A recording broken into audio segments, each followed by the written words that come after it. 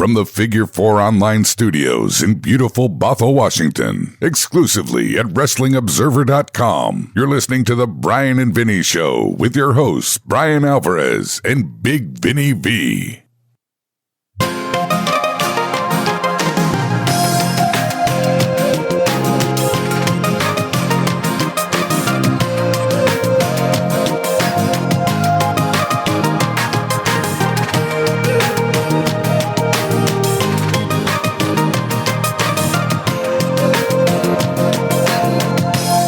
All right, it is the Bryan Vinny Craig here show. It's Bryan Vinny Craig Show here. Either way. Whatever. November 27. Bryan Show here, Craig Vinny. Hello, everybody. Hi. Why does everything seem so weird? Is everything all right over there, Tony? He just was shrugging as we got going here like something had gone wrong. We're here. It's all gone wrong. All right, so we got to talk about these shows. Nitro's fucking terrible. I open the show every week talking about how terrible it is. But, like, this week, it was really fucking terrible. Like, 2 weeks ago, it was the worst show I had ever seen. Yes.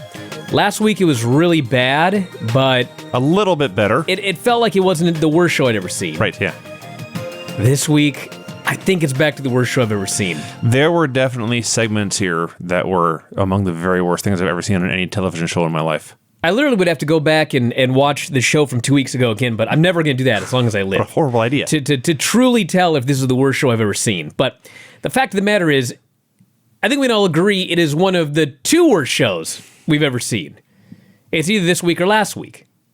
So, Raw had a fucking great angle in the main event. Better now than what it was when it aired originally, I thought. I loved the wedding.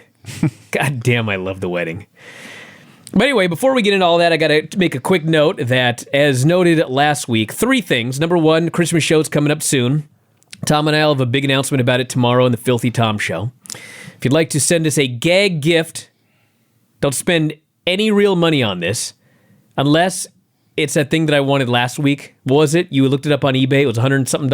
Oh, the Nitro cologne. The Nitro cologne. Okay, I will take that. That would not be a gag gift. If you want to spend like $100-something on that one, I'll take it. So there's that. That's just a sound investment right there. Yes. And so anyway, you got to send those to P.O. Box 426, Woodinville, Washington, 98072. That's the address.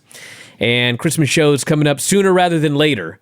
So if you want to send a gift, you better get it in the mail now. P.O. Box 426, Woodinville, Washington at 98072.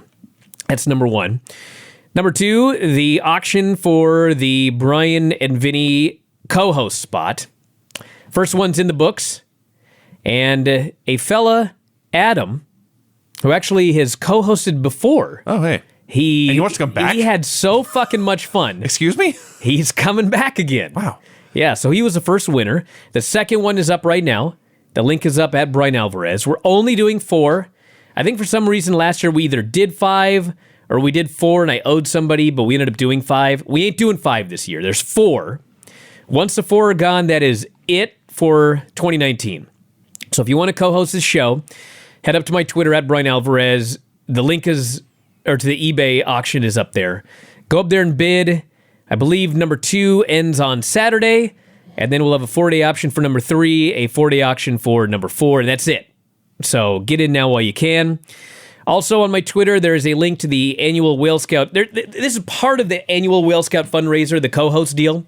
So if, for example, you have a lot of money and you want to bid $10,000 to co-host this show, number 1, you'll win. And number 2, it's a tax write-off. You can write off the money you pay to be on this show. Whale Scout's a 501c3. I can't even do that. So, yeah, you can't. You can write this. No, you can't write this off. That's no, right. I can't. Anyway, the point of this is it's tax deductible. So the auction is part of it, but there's also a link to the actual fundraiser where there's like a whole bunch of perks that you can grab if you donate to Whale Scout. If you have a friend or family member that loves whales, there's a bunch of cool stuff up there. And if you are a fan of this show, I have autographed copies of Death of WCW available. Personally autographed, I might add. And Whale Scout hats. This sweet hat right here, if you want to sport one of these, available through my Twitter, at Bryan Alvarez. I know you want one, Tony. Yes. Don't mock this, you fucker. So that's that. And what else did I have to say? Oh, one other thing. I plugged this damn fundraiser last week, and it was going really slow. Yeah. And we couldn't figure out why it was going so slow. So last night, all of a sudden at like 11, I just got a message from downstairs. Whitney just IMs me, and it was something like, fuck. I imagine that happens a lot. And I was like, what happened? So and when she was putting in all of the perks, like, obviously people from outside of the country sometimes want stuff. So it costs an arm and a leg to ship stuff outside of this country. So if you're in the UK and you want the autographed Death of WCW, it's like $25 to get it shipped out there. So when she was inserting all of the shipping costs for the UK, this fundraiser thing that she has set up here, there's like 10 different things you have to click. Like the first day, she filled out like 30 perks, but there was like a thing at the bottom you have to click, and if you don't click it, the perks all vanished. She had to insert all of them again. So then when she was inserting all the shipping and that sort of thing, it ended up where everything was $25 to ship. So if you live in Portland and you want Death of WCW, it was $25 for the book and $25 to ship the book. Bad deal. For some reason, nobody mentioned this for a week. And finally, one of her Whale Scout volunteers said something like, why is it $25 to ship a sticker? And he was like, what? And went up there and found out that the whole shipping thing got fucked up. So anyway, she spent all last night fixing it. So now if you want Death of WCW and you're in this country, it ain't $25. The shipping costs have all been fixed. If you already bought the book, and I want to thank everybody that actually bought the book and paid $25 for shipping here in the US, we can send you an extra perk to make up for it, or you can just donate the rest to Whale Scout, whatever you want to do. But it's fixed now, everybody. So point of this is, go to Bryan Alvarez on Twitter and check everything out and join this party here. How could you not want to spend 5 hours watching Retro Raw and Nitro and then over Skype do this show with us? Oh, I hadn't even thought about and that. And pay to do it. I hadn't even thought about that. These shows are so much worse than they were last year. They're way worse. Yes. Wow. Let me say one other damn thing, by the way. I go out of my way not to argue with people on Twitter. Everybody does Twitter a different way. Dave loves going on there and spending hours arguing with people that have 2 followers on Twitter. I hadn't noticed that. Yes, he loves this for some reason. I'll check that out. I do not make it a habit to do this. But today, I could not help myself when I went on Twitter and I explained that no matter how bad Raw was last night, and it was fucking terrible, and 2 weeks ago, Raw was even worse, I said no matter how bad the show is, these Retro Nitros are way worse. And a couple of fucking people decided they were going to argue with me. I could not stand for this. I could not just do my usual mute. I had to let these people know they were fucking wrong. These shows are terrible. Do you understand? These shows... Yes, I watched them too. These are the worst fucking shows in the history of wrestling. Like, by a significant margin. They're so much worse than Raw. I watched this Raw on Monday night, and I'm just fucking pissed off when it's over. I gotta do the show with Dave, and I'm angry, and I just want to get through this fucking review and get it over with. Tuesday comes, I watch this Retro Nitro, and I'm like, what the fuck was I so mad about? I mean, there was an hour of Baron Corbin in a 3-hour show, and I'm not even making that up. In a 3-hour fucking show, an hour of it was Baron Corbin, okay? But still, this fucking Nitro is like 10 times worse. And these assholes on Twitter, I don't want to flip my lid or anything. Oh, too late. But sitting here telling me, oh, I'd much rather watch a Russo Nitro than Raw. And I bring up, I'm watching these fucking shows, and I know you're not, so why are you arguing with me? And then they say something like, well, you know, I watched it live at the time. 19 fucking years ago? You don't remember how bad this was. It's way worse. Your lid fell down over there. What lid? What the fuck are you talking about? Get out of here, Craig, you ass. Let's start this show. Let's do Raw first. I just want to make sure. I finally learned, and then he starts to remind me. WWF Retro Raw number 340. I'm sweating so hard right now. Let me tell y'all one other thing, okay? So, I don't drink caffeine. I rarely take caffeine. Can't tell. Okay? But on Thursday, we drove down to Cannon Beach, And I knew that I was going to have several days where I'd have to teach no jiu-jitsu. There were no shows that I had to do. I'd do a couple of shows. I'd have a lot of time to sit down and write this fucking book. He doesn't drink caffeine. So you know what I did? I started drinking caffeine.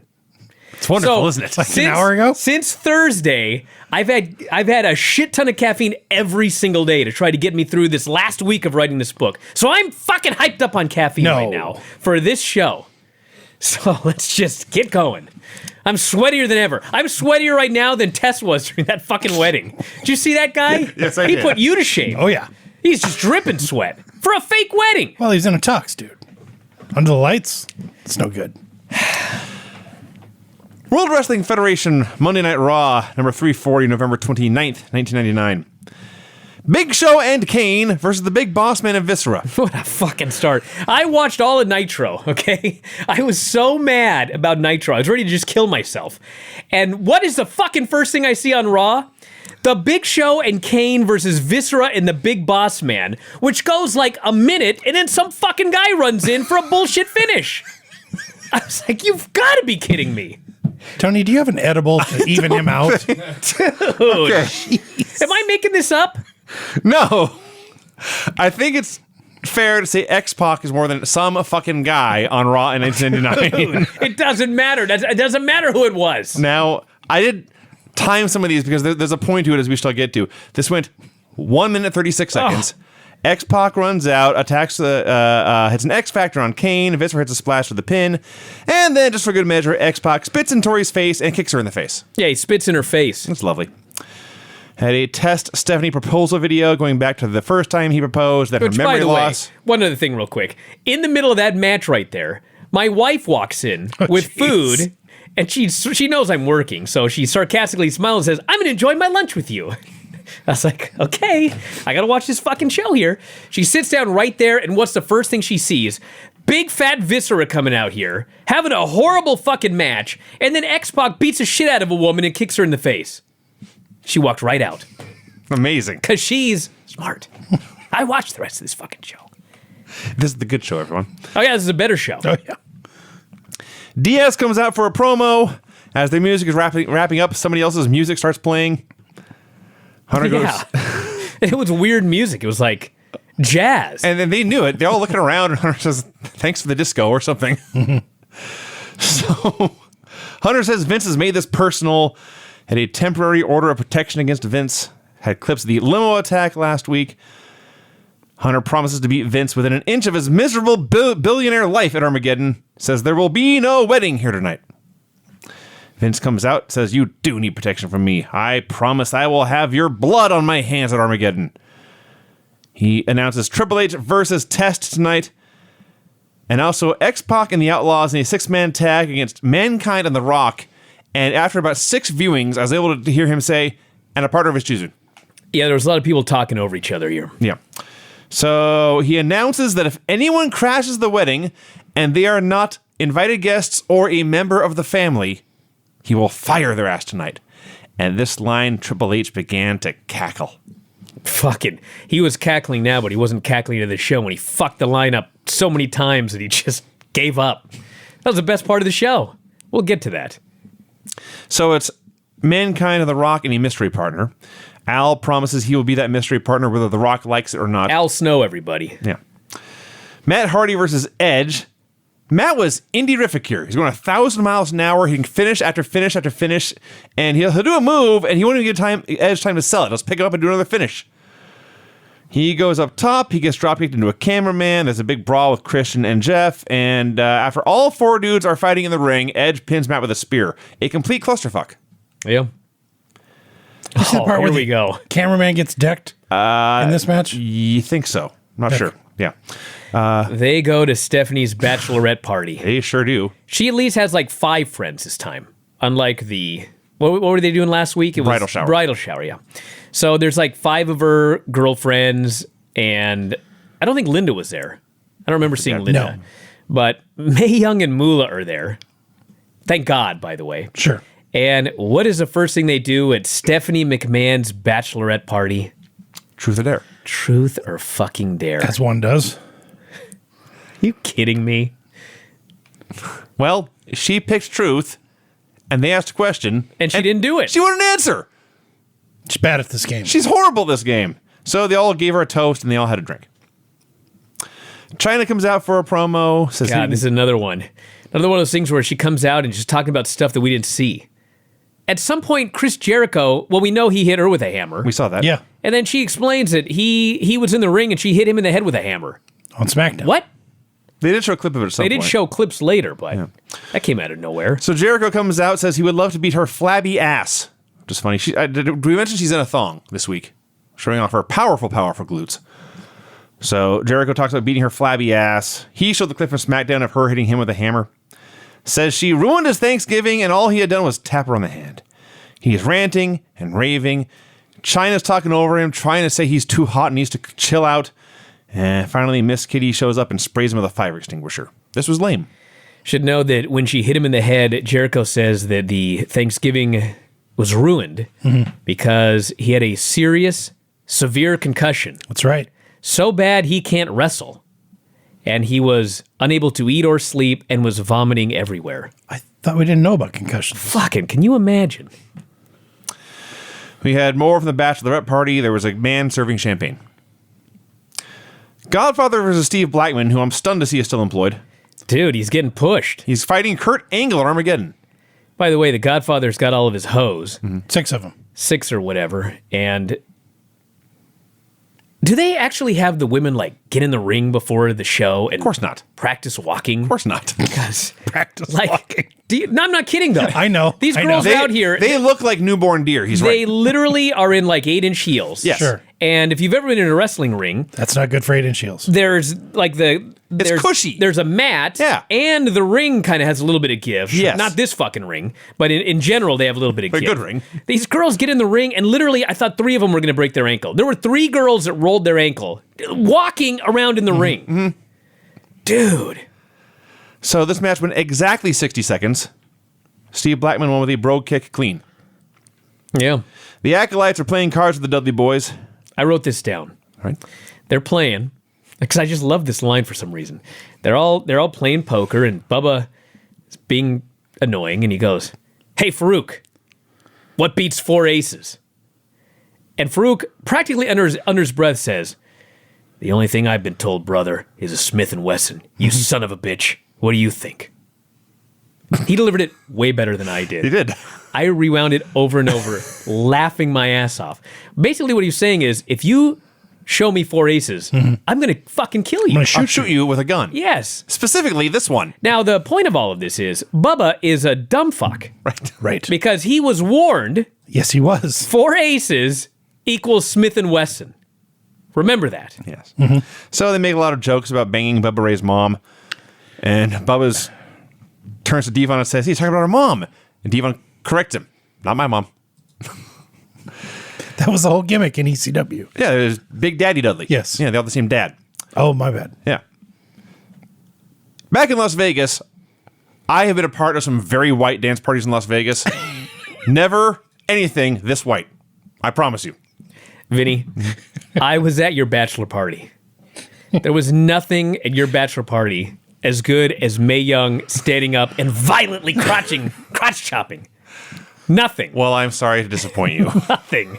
She was so awesome at this bachelorette party. Am I wrong? You and I have very different. I was crying. You know, I was thinking about bachelorette parties and bachelor parties, and I mean, mine sucked too.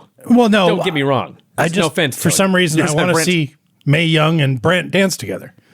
I'd give $1,000. You know, Actually, she's Yeah, deceased, she's so just not here I'd with give $1 us. million. between this video and the video of Brent, I'm sure some technological wizard That's listening right. can put those two together. I forgot about that. Yes, there is video proof of that. And now I can't get that visual out of my head. Maybe a fine couple. Al, again, makes his case to be mixed tag team partner. Mick explains, "Al, if you're out there and you don't tag in The Rock, everyone's going to boo you." And Al goes on a rant about how much he hates The Rock. I hate The Rock. I really hate that guy. I can't stand him. Too Cool versus the Hollies. What I found most notable about this is Rikishi's out there, and last week they just began his dancing gimmick. Yes. So he comes out this week, and Too Cool's dancing, And they point to Rikishi, and he doesn't dance. He goes to his corner. So they do this shitty match. They pin Crash. Hardcore, after the match, is literally beating up both of Too Cool by himself. Yeah. Rikishi hits the ring, so it's 3-on-1 advantage babyface. Yes. They beat up Hardcore. And then the music starts playing, and Too Cool starts to dance, and they point over to Rikishi, and he turns around, and literally just as he starts to shake his ass, they cut away. That's exactly what happened. They had not figured out yet, fat guy dancing is going to get mega over. Right. I wonder if it's because this week, I think last week he had on like standard wrestling trunks, and this week he was down to the thong. Well, he's going to be down to the thong from here on out. The censor may have said, get that ass off TV. It's also funny to see a very lukewarm reaction to Scotty Tuati do the worm. Yeah. It'll get over. Oh, I know. But when they came out, I there's something about Too Cool coming out where I was like, this is fucking great. It's like... It makes you happy. It's two guys who are complete... Dingbats. They're totally wacky, crazy people. Yes. Yes. And it's not like fake crazy people. No. Like, Especially Brian one of Christopher's them. out of his mind. Yeah. And Scotty is like, he's being out of his mind. Yes. It's not like some stupid gimmick that they write for all these geeks on Raw nowadays. Like, they just got to come out and just be totally crazy with this wacky music, and they're dancing. Yeah. It was awesome. Dancing in a wrestling ring is almost always a win. It was great. So, to recap, the first match went 90-some seconds. The second match went exactly 60. This one went 53. These fucking matches are getting shorter and wasting my time. Carlos, the electrician, shows up at the bachelorette party. He begins to undress, and May and Moolah take him to the bedroom.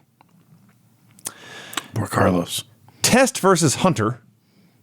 A ref comes out in a Vince McMahon mask, wearing gloves as well. I thought it was a Nixon mask. So they start doing this spitting match. image. And it's all about how this ref is obviously Vince in disguise, and he's supposed to not be within 50 feet of Test and all this stuff. It's very, very boring. This match was profoundly boring. It's amazing. You've talked about this all year, how the super short matches cause fans to think long matches are boring and it's a self-fulfilling prophecy. Yes. It was an action on this show. Yes. When I didn't get a finish in 60 seconds, I was wondering where I was wasting my time. And by the way, keep in mind, this is Triple H Yeah, the top guy on the show. versus the guy who's marrying Stephanie at the end of the show. Yeah. Nobody gave two shits. And by the way, this was Vince McMahon's wedding present for Test. An hour before you get married, have to I'm do going a to put you match. in the ring with Triple H. I'm glad I didn't have a match to do an Fuck. hour before I got married. You're telling me. That would have been bad. The other takeaway from this, Test is a really big guy. He's at least, 2 or 3 inches taller than Hunter and a big, tall, muscular guy. Hunter was so much bigger than him. Like He's getting bigger. he's way broader. I'm pretty sure he just flat out outweighed him. Yeah. He's just enormous. So at some point, Hunter punches the ref, tries to take the mask off. It's the Midnight Rider all over again. Shane shows up, hits Hunter with a chair. Test hits the big elbow. After all this, the ref makes a fast count. And the ref and Test leave. Hunter gets back to his feet. He's beaten, but he still laughs at Vince because he knows he's going to get the last laugh. At one point in this match, they cut to the back and they show the Stooges sitting in the chairs watching the video. Yes. And they're yelling, Vince, you got to see this. Yes. Come in here, Vince. Because Vince is not supposed to be in the ring with Hunter or within 50 feet of Hunter. Right. So they are claiming he's backstage with them. He's in the bathroom. Yes. To be perfectly honest. That's the jokes they were making because, well, Moolah and May return. Satisfied, I guess. May's coming back into the room. She's trying to get to her seat, and she trips over one of the other girls, almost kills herself. So Stephanie is served one more shot by the guy who's serving drinks to everybody. Yeah, the bartender. One more for the road. Mm-hmm. Hunter meets with the cops. He's outraged that they cannot tell this is Vince McMahon in a mask out there. Okay, I watched Nitro first. Brian, you watched Nitro first? Yeah. Craig, which show did you watch Nitro first. Okay. So they show clips on this Raw from SmackDown where there was a mud wrestling match and someone used a Heimlich maneuver. Yeah. In a sexual... Russo Right. blatantly stole 2 angles from SmackDown. And it was this one! For the following Monday.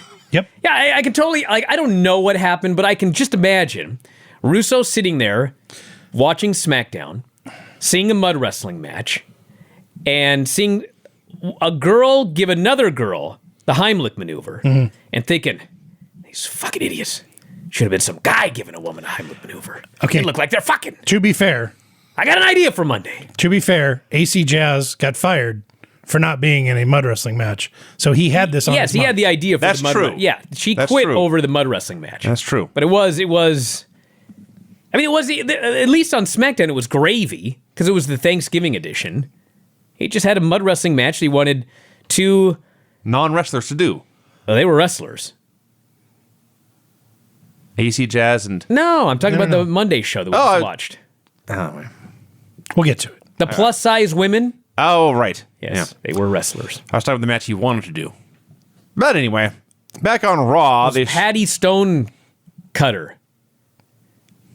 I just remembered who the other woman was right now. Is that Leilani Kai? It was Patty And Stone she was Cutter. on Nitro with that wacky name one time. It was Patty Stone Cutter and Bertha Faye. Yes. Were the two women. Yeah, birthday I recognize, but we're getting ahead of ourselves. So here on Raw, after this angle where Ivory, Nurse BB, is the buxom blonde woman who's been saving lives on Raw and SmackDown for months now. On SmackDown, Ivory tore her shirt off and yanked her into the gravy pit. I never noticed her one time prior to this angle. Has she really been out there? Yeah. Oh, There was the most notable one. She's been out there a lot, but the most notable one was somebody lays out Mankind backstage, and as the EMTs are tending to him, they pull him up and he says, I'm okay. And then he looks at her chest and says, I'm hurt. And sits back down, looking for some infection. Okay, so her name, the name they gave her was Barbara Bush, BB. I don't know why they didn't choose DD. Been more. Might have been E. Or KK. But anyway, That's a bad... Don't go down that way. just two. Kathy Dingman is her name. Dingman. Taylor Vaughn. Papaya. Why are you looking at her Wikipedia page? These are different gimmicks. Because I saw her and I totally forgotten about her. I see. But then when I saw her again, I remembered. And then I was like, whatever happened to this woman? Now I know. Her shirt came off and Brian said, hey, wait a second. I know those. She was Taylor Vaughn in TNA. She was? Yeah. That I have no recollection of. Yep. I remember her for this 6-month thing she did in WWF and disappearing. She was Miss TNA Taylor Vaughn. And some stuff happened. I'm not going to read this. Let's move on. So yeah, I don't know what you're avoiding reading, but I can tell you here on Raw, she says it was very humiliating being stripped on SmackDown. She doesn't know what Ivory was thinking, and then announces, think about this, okay? This is supposedly an EMT who was attacked and disrobed, and her response is to challenge that person to an evening gown match and risk being disrobed again. Well, I mean, she was humiliated because she was stripped against her will. Yeah. Now she's going to come out and she's confident she can strip the other girl. With fair warning and time to prepare. Yes, time to train. exactly. Yeah. So Ivory comes out, says BB stands for blonde bimbo, or big boobs, or bird brain. She's just trying to make friends with the perverts in the audience. Everyone cheers. So Ivory says, so that's what you want, and she teases disrobing, and then she goes for Barbara's shirt again and gets it again, but this time Barbara recovers and sends her packing. And so she's fighting out there in her bra, and she sends Ivory up the ramp, and she's storming around, and then she remembers she's supposed to be humiliated and covers up. This was completely ridiculous. It sure was. That's the nicest thing I can say. Vince is explaining to the cops, of course, that was not me in the ring. I did not violate my order of protection. I have 2 alibis. They are Pat Patterson and Gerald Briscoe. They blatantly lie. Yeah. I was disgusted. And the cops believe them. Yeah. Val Venus versus Kurt Angle. So 2 weeks ago or whatever, Val comes out and says, hello, skanks. Yeah. That was last week. It's never explained, and here it says, hello, ladies, all over again. Match goes 2 minutes. The Bulldog comes out and crotches Val. Fuck. The Bulldog had to interfere twice in 2 minutes leading to the pin. Yeah. Not just come out and interfere one time and that's it. I was trying to figure out why I wrote so much here. Yes, the Bulldog interfered twice. He hits him with a chair to the back. Angle hits an angle slam for the win. Kurt is already so good in so many different ways. Oh, yeah. That he has single-handedly brought life to this show. This show is noticeably better because of him out there for like 3 minutes. I mean, look at the other guys who became huge stars who are in the early stages of their career here who he's already way better than. He's way better than Edge and Christian at this point. Oh, he's way better than the Hardys at this point. He's virtually better than almost everybody already. It's astonishing. We go over, there's a shot of Test getting ready with his groomsmen, but I will list them in detail later. But suffice to say, it's a wacky group of friends he's got. You got Jeff Hardy out there, Edge out there. They're all totally cleaned up. Their hair's tied back and straightened or whatever, and they're in their suits and ties. What a crew. It's an amazing crew. Al repeats that he hates The Rock, and he's going on a rant about hating The Rock as Rock is standing behind him and Mick is cracking up. Rock, of course, gets his turn to rebut. It's much better. He is appalled that Al wants to team with them. I was pretty appalled, too. He goes on a rant about how this won't do, and he says he'll find another partner, and he leaves. Al's feelings are hurt, and then Mick says, don't worry, we're still in for Disney tomorrow. And they smile and high five. Well, there's much more to this, Vinny. All right. So, first off, Al's ranting, I hate him, I can't stand him, I hate his guts. Turns around, there's The Rock. Foley is overjoyed. Foley is Al's friend, but Foley loves The Rock. Yes. Foley loves when The Rock chooses some random object and begins the entire spiel about how you can shine it up, turn it sideways. And he's doing this for Al Snow. He's using a hockey stick. And he's explaining, I want you to take that hockey stick. And Foley's like, hee. And I want you to turn it sideways. And Foley's like, here it comes. Rock tells him to shut up. And Rock goes, turn it sideways and shove it straight up your candy ass. And Foley's like, I love it. Al's furious, outraged. Foley's over the moon. So Rock goes away and Al just hates his fucking guy. Foley's so happy that he got to see the act. Then Foley says, tomorrow we're going to Disneyland or whatever. And Al's like, yeah! But he's angry. And you know trouble's coming. I misunderstood it then. Yes. I saw it as he actually was just, his mood just switched to 180. No, Mick's gonna get it. He's still harboring resentment. Yes, and if he doesn't get it, this show sucks. What is your caffeine of choice, Brian? I had a 5-hour energy, extra strength. Oh, okay. That explains it. New Age Outlaws next Pac versus Rock and Sock Connection and a mystery partner. So the mystery partner came out first. What a mystery. Yeah, it's Kane. I guess you don't want to... If Rock is coming out, he should come out last. So in a few minutes, Al and Head are watching backstage. They decide to go help Mick. And The Rock has Billy Gunn pinned, but Al attacks with Head for the DQ, costing The Rock and Kane and Mankind the match. You know what's funny is Rock lays him out afterwards, people's elbow, everyone goes crazy, everyone cheers. I think everyone's well aware that I'm not the biggest fan of Mr. Snow. But I actually felt bad for him here because the Al Snow on this show was like the best Al Snow I've ever seen. That's fair. He was so good on this show. That's fair. And they made him look like an absolute fucking geek. Yep. I was like, of all the days to make him look like a geek, like, there's 50 shows that I wish you would have made him look like an absolute geek. Finally, he performs at, like, a high level, and now you got to humiliate this guy? I hope it's leading to something. Backstage, the Acolytes cheat a poker, but they and the Dudleys have common ground, laughing at the Public Enemy and how terrible they are. I felt bad because you never... I mean, it's going to happen to everybody, obviously, but they made a comment about how Public Enemy's dead. Yeah. And, like, within a few years, they were both dead. That was unfortunate. The women see Stephanie in her dress. They all go, oh.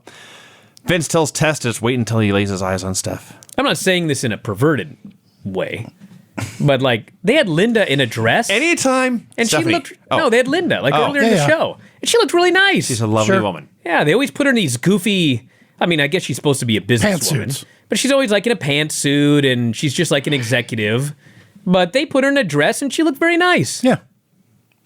I was so unsure of where you were going with that disclaimer. Yes. Well, I knew when I said something, you guys were going to be, like, the fucking APA getting on my case about Linda. Yeah, when I look at us, I think APA. Well, you do have a tendency to pick up with the double entendres and rub them in there. Yeah, that's your gimmick. Yeah. Maybe. I'm just trying to be a nice guy here.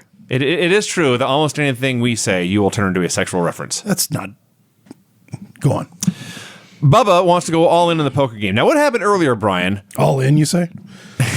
Go ahead. Amazing. What happened earlier, Brian, when Bubba asked what beats 4 aces? Farouk threatened to shoot him. Yes. Kill him. With a gun. Yeah. So Bubba says, I got a winning hand. He lays down 6 aces. Yeah. The good news is Farouk was bluffing about the gun. He killed him with his fists instead. They beat the shit out of these guys. Beat the fuck out of him. Yeah. These acolytes. Why are acolytes backstage brawls are so much better than acolytes matches? Yes. And you know what, Vinny? I'm going to give them a tremendous amount of credit here, okay? The acolytes are way better beating the shit out of people backstage. And so, guess what they've been doing? Beating the shit out of people backstage. They're not putting these fucking guys in the ring. They're just having them beat up people backstage. Because they recognized these men have a strength. Let's build to it. And they have a weakness. So instead of having them do what they're weak at, Sure. let's have them do what they're strong at. Amen. Did you know on Raw Monday, Baron fucking Corbin was on TV for a full hour? An hour, hour? you say? 35 minutes of talking and managing, and then a 25 fucking minute match. I was going to say, well, I'm trying to figure out what Baron Corbett's strengths would be that you could play to. I mean, Height? maybe like 5 minutes being a GM backstage. He's good at naps, I hear. It ain't his ring work. It ain't being out there for an hour on the show. Fuck. It is time for the wedding. Oh, God, it was great. So outcome, the groomsmen and the bridesmaids all paired off. Yes. Let's go back just a moment here. Okay. Lillian Garcia is introducing Yes. each member Their of the bridal introductions. party. Yes. Ring okay? intros for this wedding. So every male wrestler is paired with one of the female bridesmaids. As you do. And they're using everyone's fake name. For the wrestlers. Yes. So like Edge is coming out Yes. with Amanda Case. Mary Kelly. I wrote down every name. Okay. Jeez. So I'll let you go through the names here in a moment, but have I mentioned how much I adore Mae Young? You have. Like, you know when people they'll like write in and they just go, I love Granny. I wish she were my granny. She's like my granny to me, all of this stuff. That's how I feel about Mae Young. Every segment Mae Young is in, she fucking steals the show. Her crotch chops, stealing the guy and dragging him backstage. And then she's paired up with Pat Patterson. And she walks down the aisle arm in arm with Pat Patterson. And the moment the camera's on her, she grabs him, she's kissing him on the lips. Yep. And Patterson's looking around, she grabs him again, kisses. I was fucking crying. They don't make him like this anymore. That's true. She's so great. Mm-hmm. And then fucking Tess comes out to his goddamn music. So okay, let's go back a bit. So they're playing music during the introductions. Now, Wedding music. Yeah. Was it just generic wedding music? Just generic, I yeah. thought I recognized it like a Muzak version of somebody's theme. I couldn't place don't it. think so. Like when Kane married Lita and they played his theme on the cellos. Which was awesome. That was also awesome. That was awesome. So here are the pairings of groomsmen and bridesmaids. Edge and Amanda Case. Sean Stasiak came out with two women. Mm-hmm. I'm assuming these are all just Steph's real friends. Lisa Fox and Maddie Jenny. Christian comes out with, I think she said Jenny. So something like that. Christian Cage and Jen Jenny. D'Lo Brown and Mandy Van Dam, which is such a Stanford name. Mm-hmm. Jeff Hardy and Corey Seabury. Matt Hardy and Kristen Soto. Gerald Briscoe and the Fabulous Moolah. The Fabulous Moolah. Pat Patterson and Mae Young. And finally, Shane McMahon and Linda McMahon. And then after all this, and there's generic wedding music playing, Tess comes out just to his theme. The same wrestling theme he always has. I do have to say that we're making fun of everyone coming down the aisle and the music and everyone's fake names and everything like that. But I want to make it very clear that, like, once everyone's out there, they're doing a wedding ceremony. Like, Yeah. they're playing this up like this is a very serious matter. Sure. Obviously, they're getting married in the ring, and there's wrestlers, so there's like a little bit of corniness. Like, you can't like totally be serious because these fucking weirdos are coming out. But once it gets going, like, they got an officiant, and they're playing the music, and they've got like these people up on the stage that are singing a song, live performance. Ugh. Test is in fucking tears. Yeah. As they're singing about his Well, marriage. if you've heard them sing. It's a fake marriage, by the way, on a fake wrestling show. Yeah, sure. It's not even going to be consummated in any way. He's still in tears. Yeah. Stephanie McMahon is like a robot. She's got her big smile, but like no emotion, which we'll play off later, by the way. Mm-hmm. Tess is sweating his balls off. He's just pouring sweat down his face. I loved this. So the officiant gives a little speech about, for a few minutes, the meaning of love and commitment and all this stuff. And then he says, we now have some live entertainment. And they go to these two singers on stage. Craig, I think you'll agree with me. Were these not the worst singers you ever heard in your life? Oh, come on. They were acceptable. As far as wedding singers go, Anything. as far as wedding singers go, they were okay. Really? They were okay. Maybe I'm spoiled because my sister is an outstanding wedding singer. Yeah, but you're spoiled, Vinny. yeah, my Bridget and I watched The Voice, and these singers would not have made it to the through the blind This ain't the auditions. fucking Voice. They're just wedding singers here on this goofy show. So does that mean because it's not chopped, you want shitty food at your wedding? Well, no, but I'm just saying, like, I'm guessing with there are WWE's worse singers on this planet, Vinny. with WWF's income. Yeah. I'm sure they could have found better. Well, maybe they're personal friends. Maybe. Maybe that's Test's sister, Vinny. Well, Tess, your sister sucks at singing. He can't hear you. Dick. Oh, right.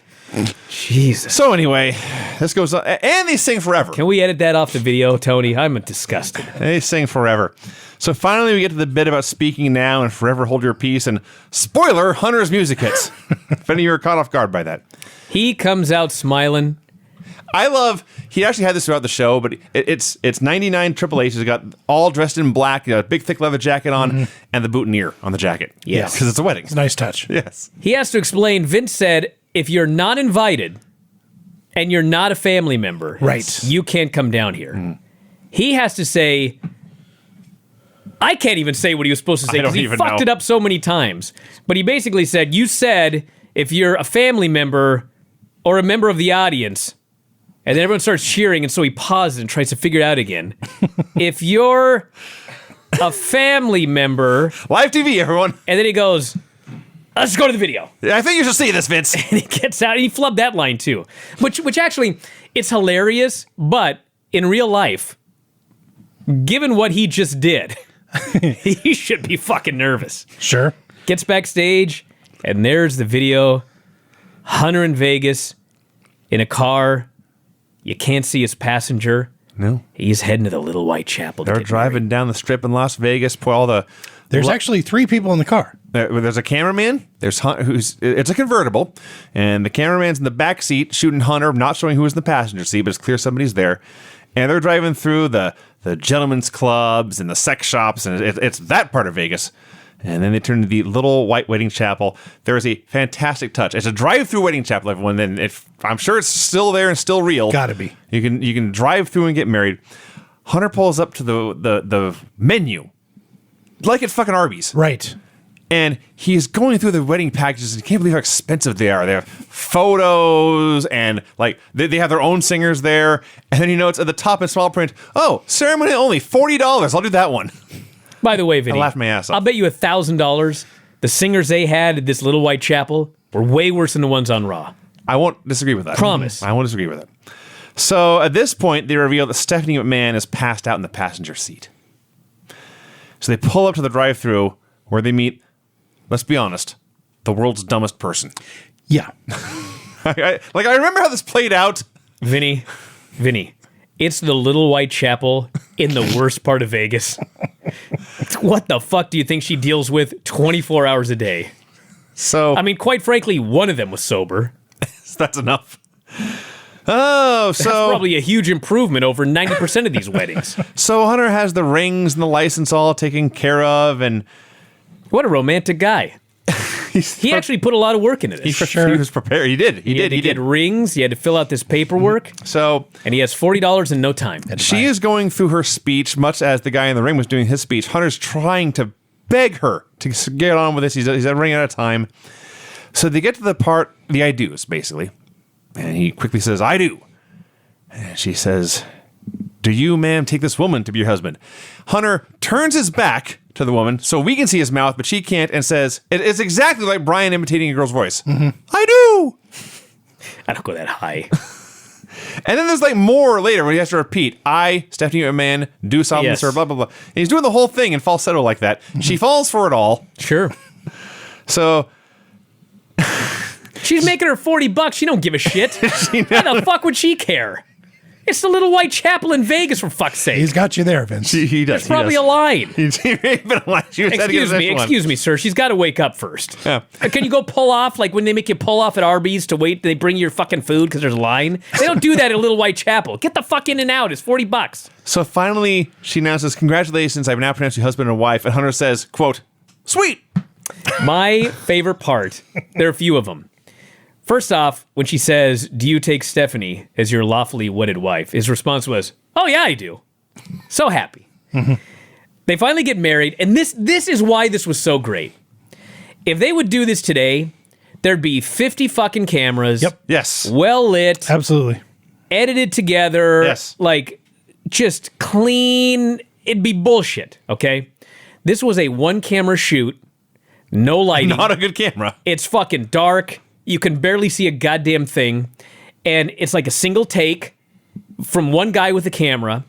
And literally, after the wedding, okay, after he's been married, now Hunter is telling the guys in the car, the guy or whatever, like, you got to get out and like move this over here. Get the cans out of the back. Get the cans out of the back, the whole thing. And as he's talking, in the background, the officiant is desperately trying to give him the rules to a happy marriage. Yes.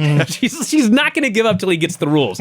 He's talking about this. You hear in the background, "Sir, I've got the rules for a happy marriage." And he's trying to get rid of these cans. He finally takes them and tosses them over his shoulder. It was so real. So even though it was complete bullshit. The big reveal is he calls the cameraman Gene a few times, and at the end, as Gene is preparing the car, Hunter takes the camera and shows Gene, and Gene is the guy who was serving drinks at the party. He delivered the one shot. Yes. Yes. Stephanie. He had the champagne as well, but yes. Yeah. He delivered that one special shot that knocked Stephanie out. That's where the rest of Hunter's money went. And Gene takes the camera back, and Hunter and Steph, the newly married couple, drive off to enjoy their Vegas honeymoon. And they go back to the ring. Steph is crying. Tess is just beside himself. Hunter is now a member of the immediate family. And he's sure to ask Vince, think about this. It's not did we, but how many times did we consummate that marriage? Dad. And Hunter and Vince Tess and Vince go to kill him, and Hunter goes to the back, and that's that. An all-time classic angle. It was great. I loved every bit of this. Going back over this. And really, everyone that has been following the Retro Raw and Nitro reviews for 4 years now, this is a turning point in wrestling history. Because Hunter got himself married to Steph in storyline, because he's a fucking genius. Yep. And sure as shit, they fell in love. Hunter was dating Chyna at this moment, and one day Chyna's going through his bag, and she finds love letters from Stephanie McMahon. Dun, dun, dun. Chyna's brilliant reaction is to go complain to Vince McMahon. Yeah. That was the beginning and the end of her. Tony just did like a triple take. Tony's baffled. Yep. That was the beginning and the end of her. And so, yeah, they ended up married in real life. Ironically, I don't know if people remember this. In storyline, they got divorced. Guys, remember this? Yes, eventually. They got a divorce in It's storyline. a long thing that happens. And then after getting divorced in storyline, they got married for real. And then in storyline, they never got married again. It was just they would drop hints for years that they were married. Right. And everybody knew they were married. And so eventually one day they just were married. Yes. There were the classic when it was DX of Sean and Hunter feuding with Vince and Shane, and the four guys are be shouting, "Well, I'll get my hands on you," blah blah blah, and then Hunter was like, "And tell Steph I said hi," and the man's just awesome. Brian, do you have my music ready? I shall get it to Vinny. It won't take long. There weren't very many of them. No. The finishes on this show were pin at 136 after a chair interference, pin after interference by two different men right in front of the referee, clean pin in 60 seconds, clean pin in 53 seconds, pin after interference and a weapon shot and a crooked ref, pin after interference and a weapon, DQ in a trios match due to interference and weapon shot, and that's that. I don't know here about Al Snow that should be in the match, but who cares? All right, well, let's get going on this damn... This fucking thing. WCW Monday Nitro number 219, November 29th, 1999. We got 41 minutes max. Okay, I'm burning through. And for fuck's sake... That's like 1 minute of a segment, you realize. Yeah, I know, it's going to be tough. Memorial graphic for Hiro Matsuda. That was nice. Goldberg promo. He's ranting about the outsiders. They come out to get him.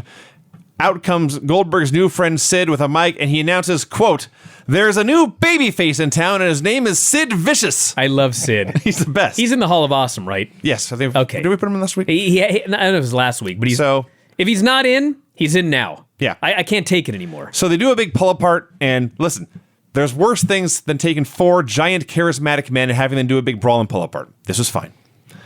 I love Sid. He's just a highlight every week. Tony plugs the 3 main events in the show, promises there will be a winner in all 3 of them. Dude, when he announced we got 3 big matches tonight. 40 minutes, Brian. The only way to win is via... I'm a professional, Vinny. The only way to win is via pinfall or submission. No DQs, no countouts. I thought, how are you going to fucking swing this? That's bullshit. You're promising something that I know you're not going to deliver. And boy, did they not deliver. I would have preferred DQs and countouts to what they did in these matches.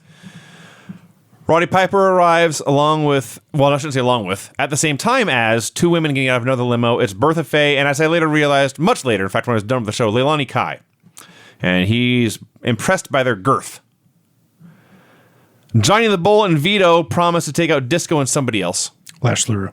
Did they mention his name? I didn't figure out until they showed up like 3 hours later. I don't know if they ever mentioned Lash LaRue, because when Lash LaRue showed up, I was like, well, that makes sense, but what? Buff Bagwell and Booker T versus Creative Control. The match goes 3 minutes. Kurt Hennig takes the ref. There's a chair to the back. There's an illegal switch. There's a pin. Then the beating continues. Midnight's Dawn goes off. She makes the save. She can do a dropkick now. Yeah, so I guess, she could do a drop kick. Sure. Let's book her in a fucking match. I suppose so. That's a great idea. This wrestling shit's easy.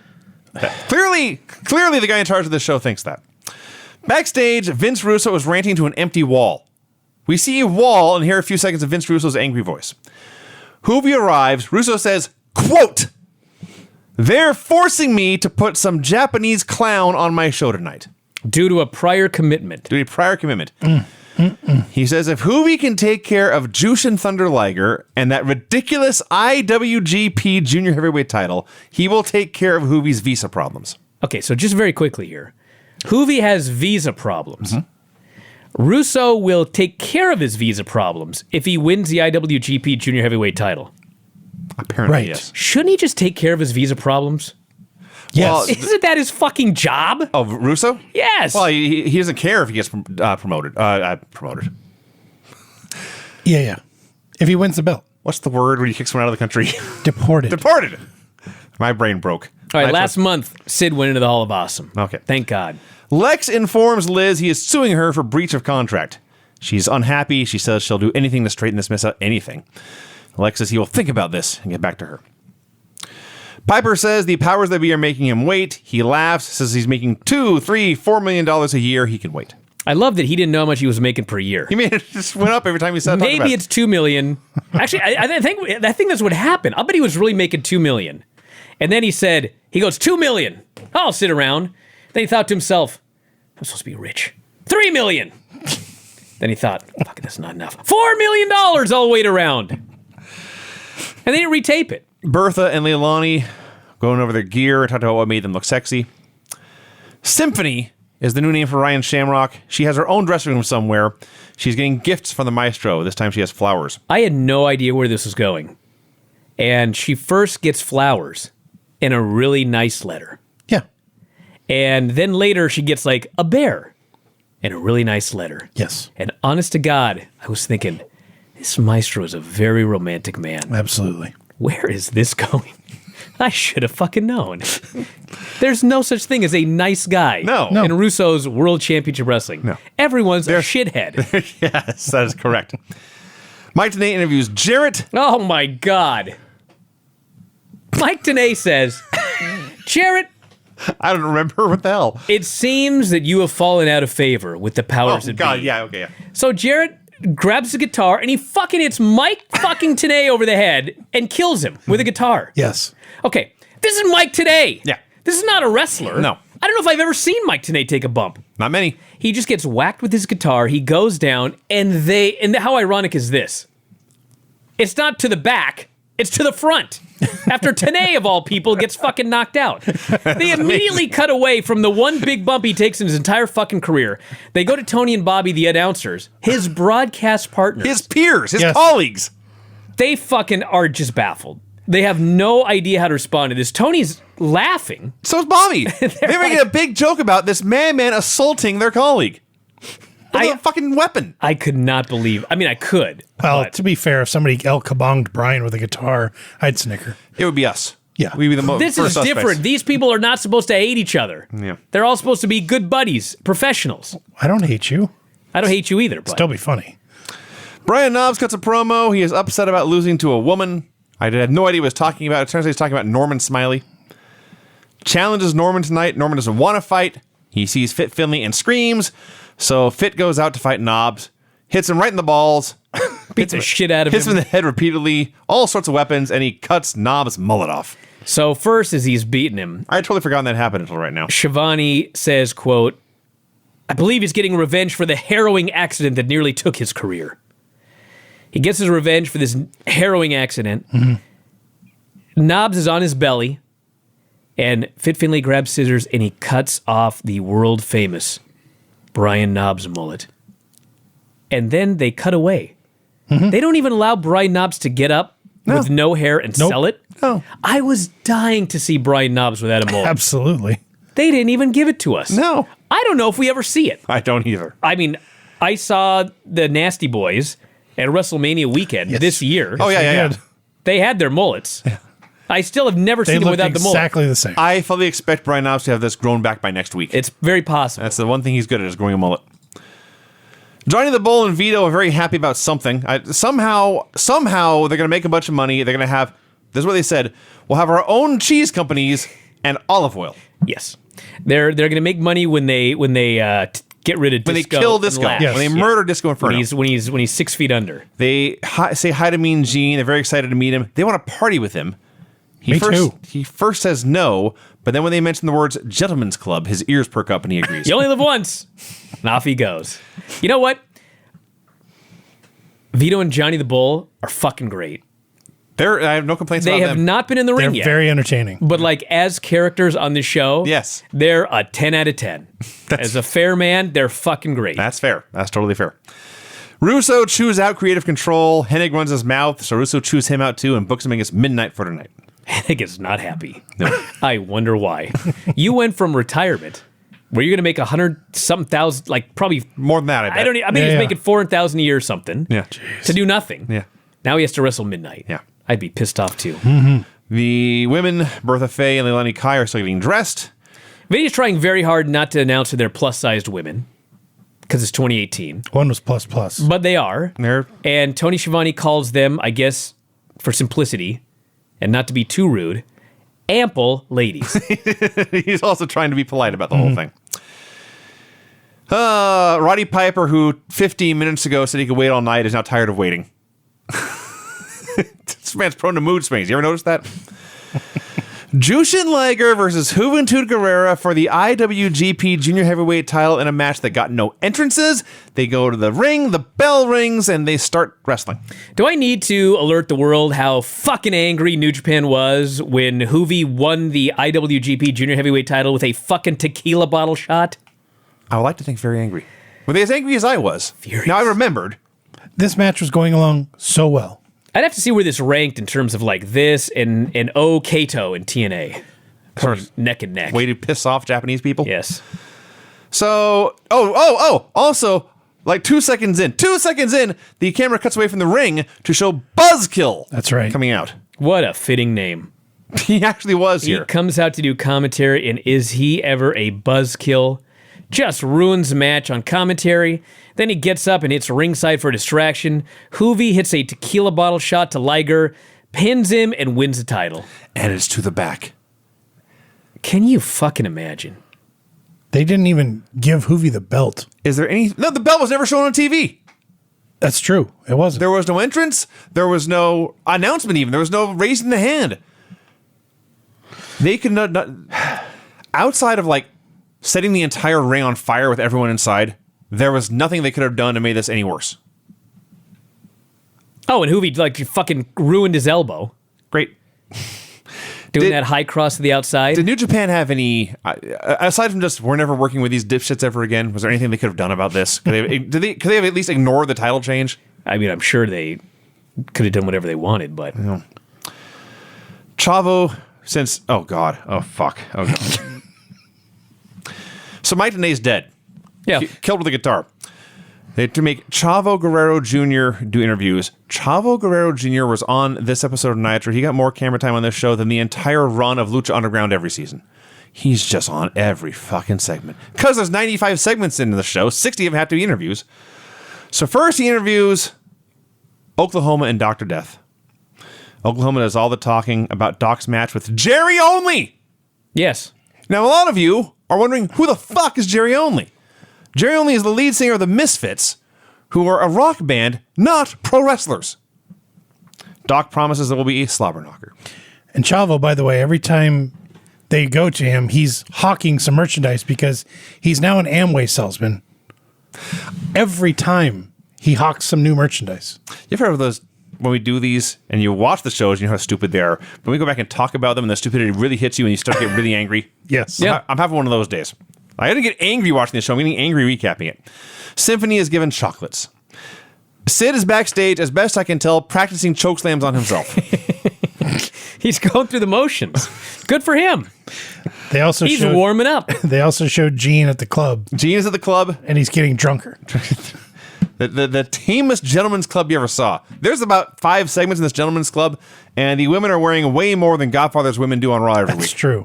You know what annoys me? It's a PG-13 strip club. What is this? I just gotta. I don't want to spoil everything before we get to it, but what happened to Gene? It's sort of told. It is. There's a segment where it's announced, oh, the Italians leave, and they say, we'll see you, Gene. I know, but I mean, And Gene stays what? at the club having fun. Wouldn't it have been better at the end without spoiling it? Like after the climax, so to speak. Sure. Gene returned drunk to interview them. Or wandered in Yes. with women. That would have been I mean, better. for fuck's sake, if you're gonna make a farce of this, at least make it a good one. Well, here's the thing, Brian. You're a funny, creative man. That makes you overqualified to book Raw Nitro in November of 1999. Or what if Gene would have wandered into the room where they were tied up with a Don't couple spoil it with yet. a couple of women? That would have worked too. Yeah. All of these are better ideas than what actually happened because you are funny, creative men. Not like the dipshits making this show. That fucker Chavo Guerrero is back, interviewing the outsiders. So earlier they had announced, I think it's Hall versus Sid tonight, and whoever he's against, they said Scott Hall will defend both belts, the U.S. Championship and the TV title. Here, Hall is talking about how the TV title is worthless. He hands it over to Nash. Nash says, I don't want it, and they throw it in the trash can. Yes. Okay. He couldn't just do a job and they could have another title for somebody. No. Fuck. Revolution comes out for a promo. So suddenly, as you recall, last week, they hate America now. So they've got the flag out. They're standing on the U.S. flag. Allow me for a moment. The Revolution are trying to cut this serious heel promo. Douglas is out there. He's angry at the fans. Are disgusted they're being booed, especially last week when the fans booed Dean Malenko against a Canadian. Yeah. He says, this country is love it or leave it. Tonight, Revolution is leaving it. We are our own sovereign nation. Dean Malenko spits on the mat. He says, I'm spitting on America. I, Dean Malenko, I dub myself the Python. Dean was so awesome in this promo. This man, Shane Douglas, he's the Rattler. Asia, she's the Boa. And Saturn, and suddenly Saturn grabs Mike and says, I'm the Trouser. There's a pause, and he says, the most sought-after snake in the world.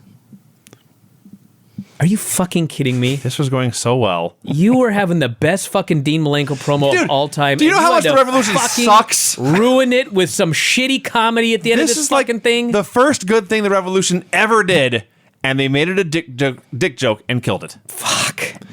On top of killing things and making them unfun, Hacksaw Duggan comes out. Oh, jeez. This. Hacksaw Duggan, as you all know, carries a 2x4 with him. I'm aware. A piece of wood with which usually he'll just threaten to hit people with, but occasionally he'll strike them with it and then pin them. He comes out here and attacks them with his 2x4. First of all, as he's waving it around, you can see it bending like a pool noodle or something. They left it in the oven too long. He and Dean play like tug of war, and And I'm looking at it, and it's like twisting, and their fingers are squeezed into this foam rubber 2x4. And this is not supposed to be a joke skit, everyone. This is supposed to be Hacksaw Duggan attacking these guys with a dangerous wooden weapon. Defending America's honor. Defending America. And I'm looking at this fucking thing. And by the end, it's like crooked, it's bent. It's clearly a toy or some kind of thing, but we're not supposed to know that. We're supposed to think this is dangerous and brutal. Hey, think about this. In a few weeks, somebody's going to nearly end their career punching through a fucking legitimate glass window. That's right. They're doing shit with real glass. And by the way, later on, there's a real pipe. But Hacksaw fucking Jim Duggan, the lightest worker on earth, yes, has to be given a fucking foam rubber 2x4? This is the fucking... God! It looked like a Z at one point. Yeah, it looked like the line on Charlie Brown's shirt. Just zigzaggy. So there's a bunch of them, and they beat him up, and they throw him on the ground, and they plant the flag in his ass, and they pose like it's Iwo Jima. Excuse me? I don't remember that part. What they did. Well, it's not. They pretended to. It worked sodomy, and eventually Chris Benoit saves. When he just texted, "Wow, hope you guys don't jump out a window."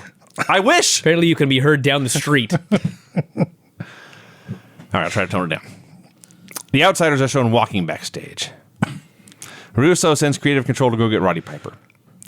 Chavo, in his 93rd segment, interviews Jerry Flynn about the block.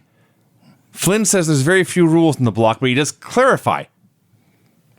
Blatantly clear. It's bare fists and feet. Yeah. It's bare fists and feet. He challenges any man to meet him. Kurt Hennig meets Roddy Piper. Now Piper is making them wait for him. Scott Hall versus Sid, who does not care that he's no longer getting a TV title shot. Oh, let's see. Scott Hall's a big, strong guy. He hit Psycho Sid with a fall-away slam. That was amazing. He actually got him up for the Razor's Edge, but Sid escapes. And the ref gets wiped out. Hall gets chokeslammed and powerbombed. Nash hits his elbow drop. He misses the elbow drop to death. Jarrett comes out. Sid feeds him his back. But no. Jarrett goes all the way around him. Must hit him in the head. Where are we? Sid. You spun me in so many circles. Are we Sid versus Hall now? Yes. All right. Let's cut to the chase. Jarrett hits him in the head with a guitar. Yes, we got Sid out there. We got Nash out there. We got Jarrett out there. Jarrett hits Sid with a guitar. Hall's on top for the pin. That was one of the matches where they said it must be pinfall or submission. Yes. No DQ, no That's right. count out. That's some fucking finish that they gave us there. So Goldberg shows up and spears and jackhammers Jarrett. This was bullshit. And we had 2 more matches exactly like it. Piper, Hennig, and Creative Control are walking down a hallway. Doc and Oklahoma are talking about football. The Italians are at the PG-13 strip club dancing with women. Johnny says he's worried about the boss. Vito says, I got it covered. Piper meets with Russo. Russo makes him the ref for a mud wrestling match with the two big women. Piper's about to protest, but then a light bulb goes off and he leaves. Gosh. The worst thing I've ever seen on TV, I think. This week. In a while, this week. So they're in catering. All right? People are hanging out. This is better than half a Raw. So the Nitro girls get bitchy in there. And the worst food fight there's ever been. I guarantee you, at some point, your young daughter Paisley has thrown a tantrum and thrown some beats on the floor or whatever She you think never babies. throws a tantrum, Vinny. She never. She's your daughter. Never does anything wrong. She's probably throwing a tantrum right now. She's asleep. She's saving her energy. So the women begin. She's Whitney's daughter, too. That's true. That's true. Very calm. The women begin to smear food on each other and talk trash, such as, quote, this is something an adult human said to another adult human on the show that I'm supposed to believe. I know you did not just take those potatoes and put them down my top. They're laughing in the middle of this. In the middle of this fight, it's so awful, they can't stop laughing. It's the worst thing ever. It goes on and on and on. And then, like, a new segment opens up within this segment because they can't just have one thing. There's not enough going on. Geeks break them up, and Patty Stonecutter walks by and starts choking on something. Hoovy runs in, sees that she's dying. He begins to, yes, give her the Heimlich maneuver, both standing and when they're on their knees. Spooning, yes. He is humping her repeatedly. I'm sure Russo howling with laughter. He's trying to save her life. He's screaming for doctors. Yeah. He's humping her madly. There were 24 people in this room 5 seconds ago. They cut back to Tony Schiavone. He has given up. He's given up. Now then. Okay, I got to talk about this. I'll make it quick. Dr. Death, Jerry Only in a cage match. Oh, my gosh. Okay. So I was ready to bury this, but let's be... I still am. Okay, let's be fair here. Get in line. Jerry Only had gear. Yeah. He had a semblance of a physique. But he's a very big muscular man. He was pretty athletic. Sure. He took great bumps. Uh-huh. And while the whole thing was horrible, like I've seen a million guys worse than Jerry Only. He was fine in this match. That's the only good thing I can say about this. I disagree. The Misfits beat up Oklahoma outside. They pour fucking barbecue sauce on him. Dr. Death is distracted, okay? So the story is, it's a cage match. Nobody can get in or out. There's a door on the cage. Dr. Death is supposed to go over and shake the cage door because he wants to get out and help Oklahoma. Mm-hmm. He goes to shake the cage door and it flies open. Yep. And he responds by smiling and putting his head down. And then he gets back in the ring and he keeps beating up Jerry Only. And then he throws Jerry Only into the cage door. The cage door opens. Jerry Only falls outside and beats Dr. Death Steve Williams in a cage match by falling out the fucking cage door. Okay, everything you said right there was true, except this part about Jerry Only being decent. He was okay. No, he was not. His top rope crossbody was okay. Now, I made note of that because I thought every other thing he did was awful. Well, he's Jerry Only. Understood. That's not my fault. It's not my fault either. I'm just saying. Listen. A lot of guys in their first ever match looked worse than Jerry It looked Only. like he had never practiced running the ropes. Well, yeah. It's very hard to run the ropes. He didn't even practice, Brian. I'm sure he practiced. I don't think he did. But who fucking cares? There's Vinny- much bigger fish to fry than his performance in this match. This guy was horrible, right, Vinny? This guy was fucking awful. Thank you. Now, I don't necessarily blame him. What the finish is, they're beating up Oklahoma and pouring barbecue. By the way, are there good guys in this segment? Am I supposed to cheer for anyone? Because I hate them all. I think I like Jerry Dr. Only. Death. So they're pouring barbecue sauce on Oklahoma. They're beating him up. Doc is standing there, doors open, doesn't know what to do. So you're giving this finish way too much credit. I don't know if this was supposed to happen or if they just... I don't Called know. an audible. I don't know what could have gone right or wrong here. But what happens is Doc whips Jerry Only towards the corner in a blatant and obvious attempt to throw him out of the ring and lose. Mm-hmm. Well, I think what was supposed to happen, Vinny, this is just my speculation. I think the door was supposed to be shut and like secured with something that was strong enough to not let the door swing open, but weak enough where when Jerry Only hit the door would open and he would fall outside. So there was no Velcro available? I think that someone forgot to do it, and so Clothespin. when Dr. Death Magnets? is supposed to shake the door was not supposed to open, but when it swung open, he was like, fuck.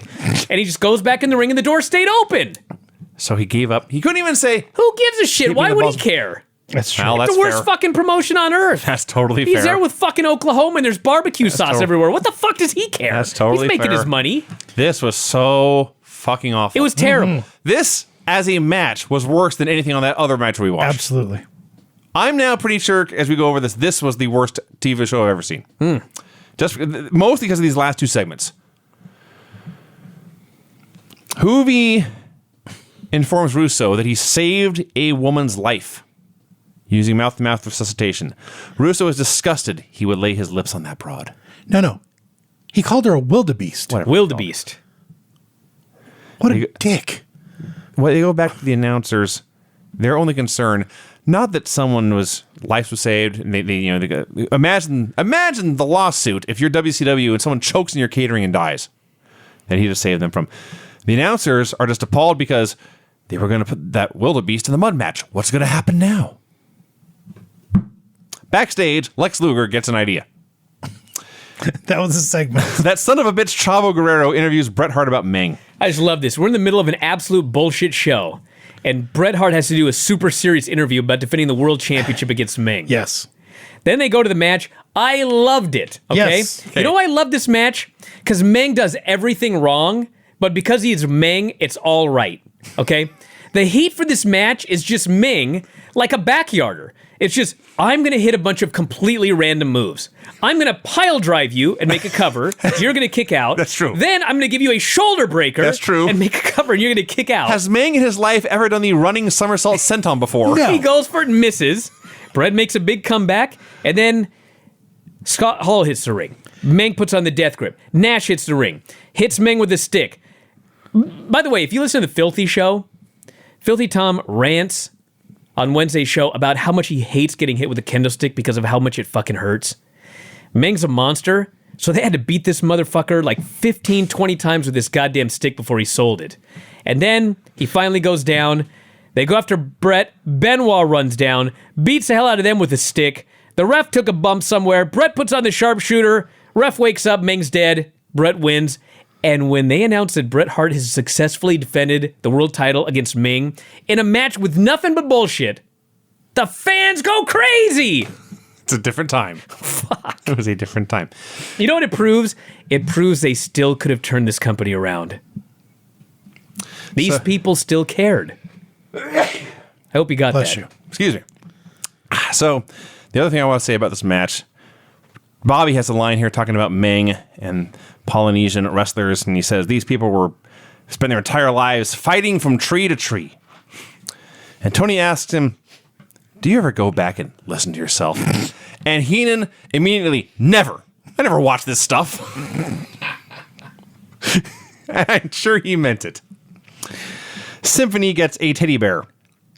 Lex meets with Vince Russo. He meets with Creative Control and pitches an idea and says it's about ratings. Jesus Christ, Chavo Guerrero's back. He's interviewing Tigress. He's trying to sell her makeup kits because they put makeup on Spice last week. She says she wants 10 makeup kits. Spice shows up, says, you ripped my costume, you bitch. There's a terrible brawl, and one of them puts the other in the shower. I'm just going to read my notes here. Okay. Evan about to fuck Medusa. Okay. They're in a darkened room. Yes. There's mood lighting. Yes. They're making out. Hard. He's on half top naked. of her. Yep. She wants a title match. He says, okay. They turn the lights out and fuck. Yep. Best I can It was tell. implied, but It's not still. graphic, but it's only one conclusion that could possibly be drawn. Lex meets with Russo. His idea that he's so proud of that took 14 segments to explain is he wants to substitute Liz for the behemoth in the mud match. Yep. This makes Russo happy. He's overjoyed. At this point, I actually wrote, fuck you, Chavo.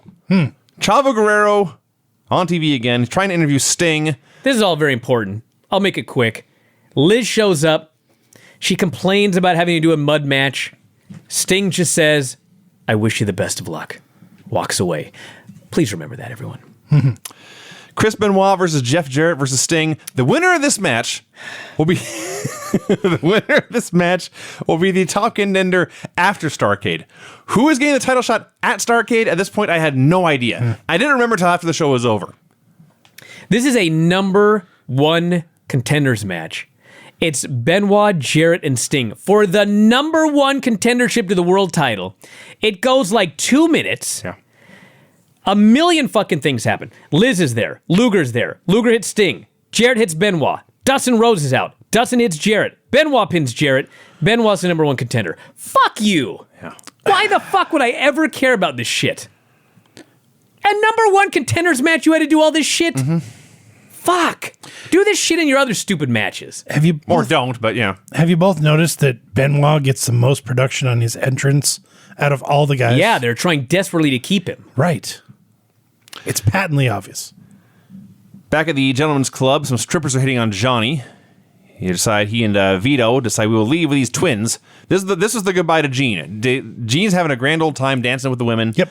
They say goodbye to him. He says goodbye to them. No one's naked at the strip club. And that's that. Nash is walking backstage. Symphony meets with the maestro, only it turns out it's David Flair in disguise. Why is David Flair stalking Symphony? Well, it was that thing last week where he went crazy about the piano. See. And so he went nuts with the piano. Sure. And he... Actually, Vinny, hold on a second. I don't want to waste time, but it could have been Maestro that sent her all that shit. Okay. And then between the time that the last gift came and she went to meet with him, David Flair, in storyline here, he fucking killed the Maestro. Mm-hmm. He threw his body into the fucking piano. Yeah. Okay. And now he's banging his head on the piano trying to get it to work. Symphony shows up. He goes crazy. She flees. Okay, so in the 20 minutes between the last gift and then the accosting, he went out, bought himself a powdered wig, a cape. No, he just took what the Maestro had been wearing. He killed him and put his clothes on. Okay, but the Maestro doesn't wear a Oh, who cares? Kevin Nash versus Goldberg. He's right. So Clearly we cared, Vinny. We asked the question. So Goldberg and Sid have locker rooms right next to each other, like a duplex. Hall. Great idea. That's a great idea. Sure. His great idea is to lock Sid's door, and then he's going to jump Goldberg. So he throws open the door. Goldberg's not there. Goldberg has outsmarted Hall, jumps in from behind. They're beating him up. The outsiders, Nash shows up. They're both beating up Goldberg. Hey, I got to say, Vinny, I mean, I don't know if it's Russo or if it's Goldberg, but like whoever's booking Goldberg is not a fucking moron. No. You can watch Raw and see any babyface that's not a fucking moron. Yes. Every single one of them is a moron. Goldberg is never outsmarted. No. Goldberg never looks like an idiot. No. Goldberg is Superman on every fucking show. That is true. So good for whoever's responsible for that. The only morons are the ones that Vince Russo thinks we are because the door locks from the outside. It's like the Big Lebowski. So the outsiders are double teaming Goldberg. They cut back to Sid's door. Sid boots the fucking door down. So much for the lock. He immediately knows exactly where to go. Goes running down the hallway to join the brawl. This eventually goes to the ring and a match starts. I've already forgotten who's technically in this. Hall hits it. It's Nash versus Goldberg. There's a bunch of chair shots involved. Brett's there. He attacks Nash, and Goldberg gets a spear and a jackhammer and gets a win. Show's a mess. No DQ, don't count on again. Nash promo backstage wants a tag match in the cage with Goldberg and Sid at the end of the show. You skipped Roddy Piper talking about mud. That's right, he was talking about mud. Then we have Rana Singh and Elizabeth. Piper is the guest referee. Liz refuses. She walks out. Rhonda Singh jumps in the mud, yanks Piper into the mud. They brawl. Roddy Piper and Rhonda Singh in the fucking mud. Creative Control gets in there. Piper pins somebody and counts his own pin. Yes. This fucking sucked. There was a huge ovation. Now, I'm not saying this didn't suck, but I did write it was the best thing on the show. You're also glossing over in the back when Liz refuses to go out there and Lex tells her, this is a breach of contract. BRECH. I love him. He is awesome. Johnny and Vito are in the blonde's apartment making them a romantic Italian dinner. Vito at one point starts to ask the women who's going to be first and then says, it doesn't matter, we're going to switch anyway.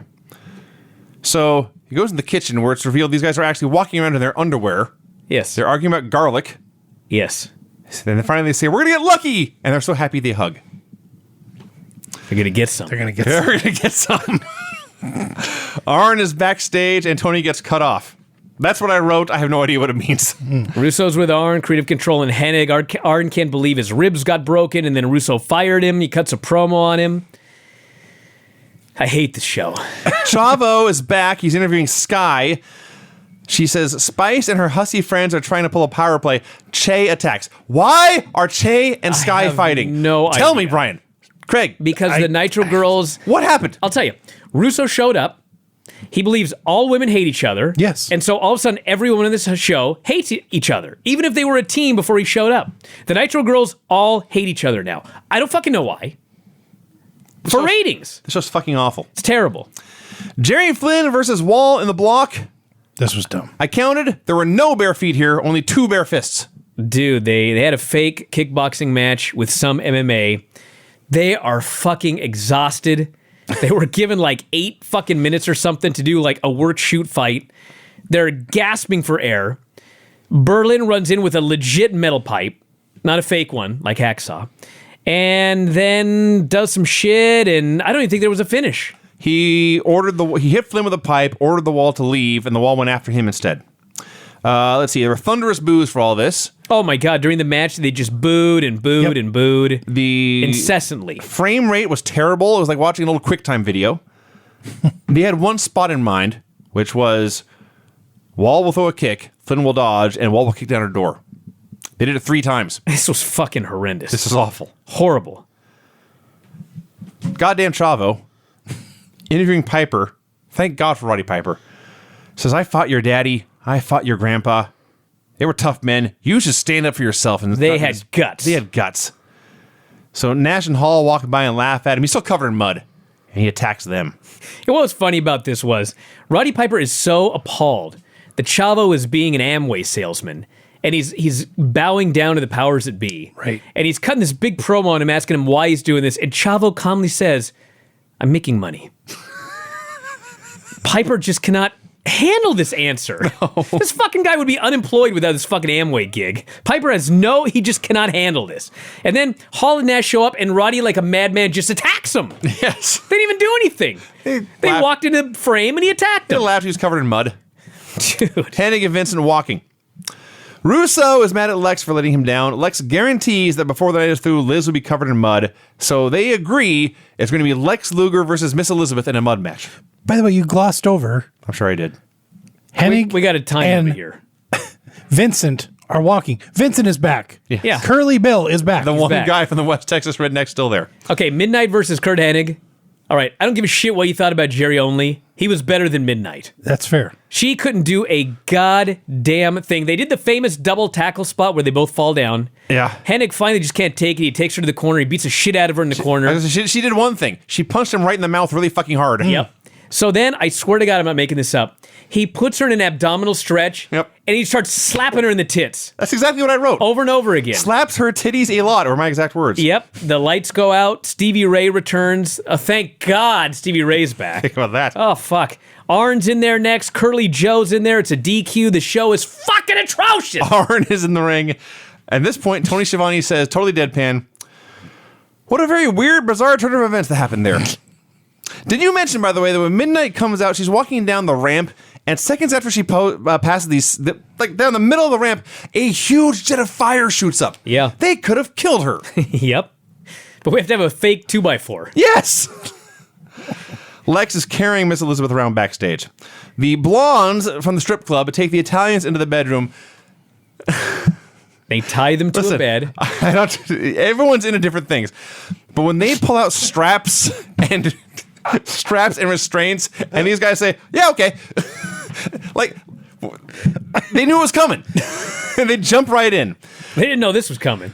They knew the straps were coming. Sure. Yeah. They're So okay with that. they're bound and restrained and almost gagged, and then the women leave, and in walk Disco and Lash, and their big revenge is to pour hot sauce and noodles on them. Pasta and pasta sauce. Mm-hmm. Yeah.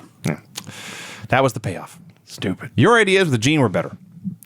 So they go from that, right? This whole show. By the way, their payoff, my payoff would have been they're tied up, covered in pasta and pasta sauce.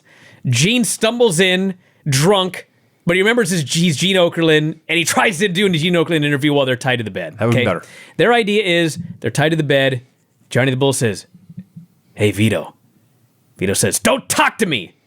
Johnny says, hey, Vito, do you think the boss will be mad?